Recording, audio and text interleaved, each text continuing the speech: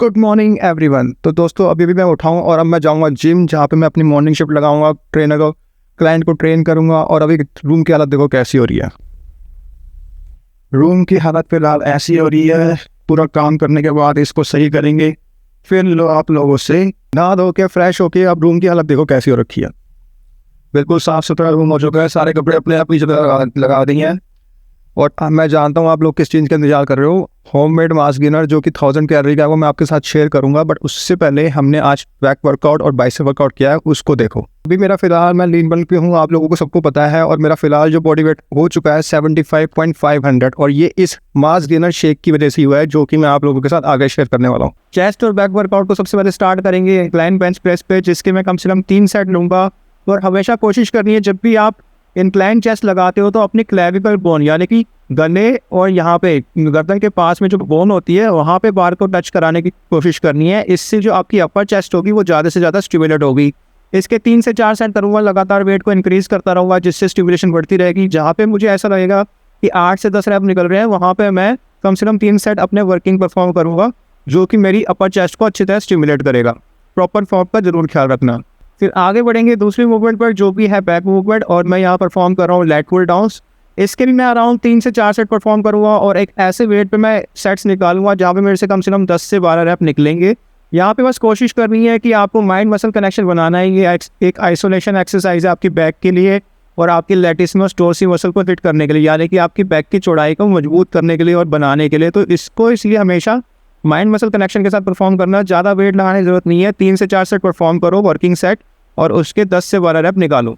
Next movement यहाँ पे जो मैं लगाऊंगा वो है बैंड ओवर बारबल रोल। ये one of my favourite movement है, क्योंकि इसमें आपके मल्टीपल मसल सेट होते हैं। देखो दोस्तों, जो भी एक ऐसी एक्सरसाइज होगी जहाँ पे आपके मल्टीपल मसल सेट होंगे, जैसे कि आपकी उसमें बाइसेप भी इन्वॉल्व हो रहा है, आपकी उसमें लोअर बैक भी इन्वॉल्व हो रही है, ग्लूट्स भी इन्वॉल्व हो रहा है, शोल्डर भी इन्वॉल्व हो रहा है, तो वो ज़्यादा सुपीरियर मूवमेंट होती है एज कम्पेयर टू वो मूवमेंट जहाँ पे बस 1 या 2 मसल ही हिट हो रहे हैं। तो ये मेरी बहुत one of the favourite movement है, क्योंकि यहाँ पर मेरी लोअर बैक भी हिट होती है, साथ के साथ लैट्स भी हिट होते हैं, अपर बैक भी हिट होती है। और ये एक स्ट्रेंथ मूवमेंट है जिसमें आपकी असली जान का पता लगता है कि आप असल में कितना लिफ्ट कर सकते हो।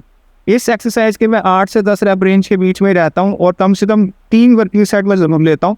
आगे बढ़ेंगे चेस्ट मूवमेंट पर। ये आपकी बेसिकली आउटर चेस्ट की शेप को लाने में हेल्प करेगी। जिन लोगों की यहाँ से शेप नहीं आ पाती आउटर से, उसके लिए one of the best exercise है केबल क्रॉस ओवर। इसको लगाते समय एक ऐसा वेट लगाओ जहाँ पे कम से कम 12 से 15 रैप आए, और कम से कम 3 से 4 सेट वर्किंग सेट परफॉर्म करने हैं। और रेगुलर सेट परफॉर्म कर रहा हूँ। यहाँ पर मैं सुपर सेट या हाई इंटेंसिटी सेट परफॉर्म नहीं कर रहा, क्योंकि अभी मेरी बल्किंग चल रही है और बल्किंग में इतना स्ट्रेस देना नहीं चाहता अपनी बॉडी को। नेक्स्ट मूवमेंट यहाँ पे जो मैं लगा रहा हूँ वो है अपर चेस्ट के लिए। ये basically low to high cable fly है। ये एक वेरिएशन है केबल फ्लाई की।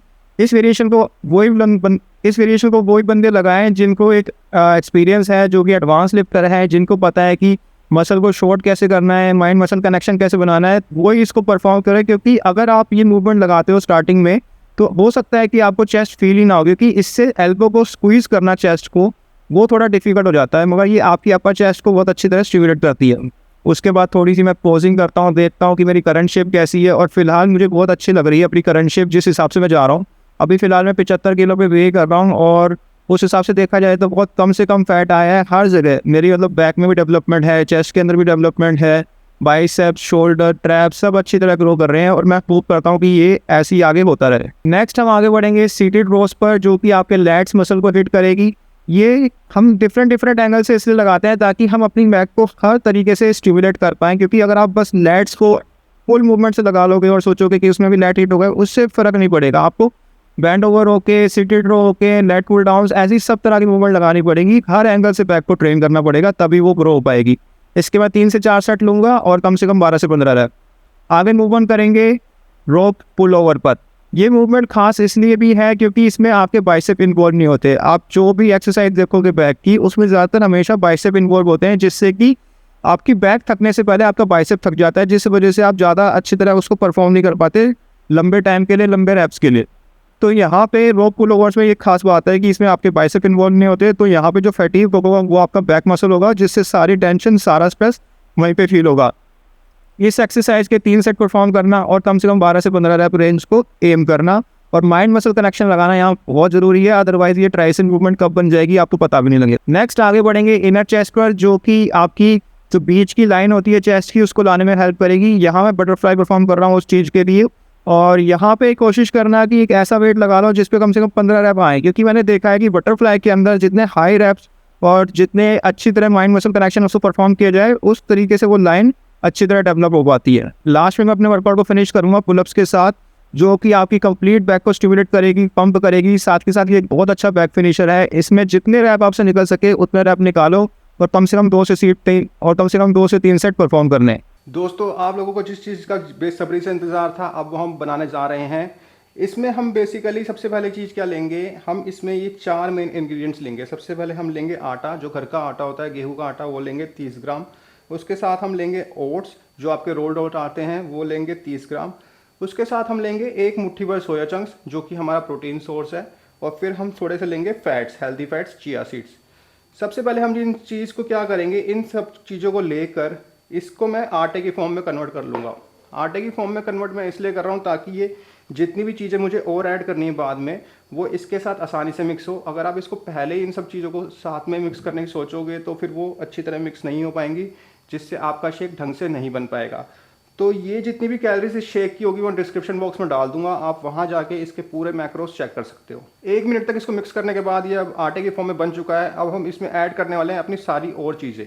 अपना सारा मिक्सचर अब आटे की फॉर्म में बन चुका है। अब इसके अंदर हम ऐड करेंगे अपने सारे जो बाकी के इंग्रेडिएंट्स हैं। सबसे पहले मैं इसके अंदर डालूंगा अपना 200 ml मिल्क। अगर आपको बाद में ये लगे कि ये थोड़ा गाढ़ा उसका बन गया है टेस्ट का, तो आप इसमें बाद में पानी भी मिला सकते हो ताकि ये जो इसकी गाढ़ापन है वो पतला हो जाए। इसके बाद हम ऐड करेंगे पीनट बटर, जो कि हेल्दी फैट्स के बहुत अच्छे सोर्स हैं और जो आपको एक्स्ट्रा कैलोरीज भी प्रोवाइड करेगा। बनाना पोटेशियम रिच होता है, मैग्नीशियम रिच होता है और आपके मसल्स और आपके स्टेमिना के लिए बहुत एक इम्पॉर्टेंट फ्रूट है।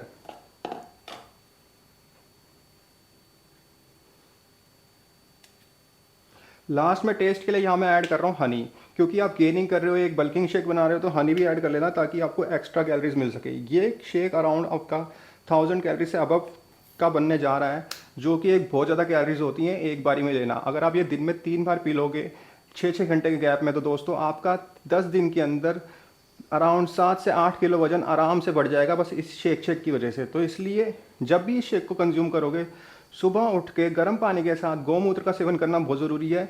उससे आपका डाइजेस्टिव सिस्टम हेल्दी रहेगा, जिससे कि ये इतना ज़्यादा कैलोरीज भी आपको हार्म नहीं करेंगी। इसलिए सुबह उठकर गर्म पानी के साथ गौमूत्र का सेवन काला नमक मिला के और हल्दी मिला के ज़रूर करना है जब भी आप ये शेक कंज्यूम करोगे। इसको हम मिक्स करेंगे कम से कम 60 सेकंड के लिए, ताकि ये अच्छी तरह डिजोल्व हो जाए। और अगर आपको बाद में लगे कि अच्छी तरह नहीं हुआ है, तो दोबारा से डिजोल्व करो ताकि इसकी कंसिस्टेंसी बराबर आए। यहाँ पे शेक हमारा बनके रेडी है और जो इसकी कंसिस्टेंसी आई है वो भी बिल्कुल परफेक्ट आई है। बस इसका थोड़ा जो मीठापन है वो कम आया है। हो सके तो अगर आपको और कैलोरीज इंक्रीज़ करनी हो, इसके अंदर आप ड्राई फ्रूट्स ऐड कर सकते हो, किशमिश ऐड कर सकते हो, जिससे और कैलोरीज इंक्रीज़ हो जाए।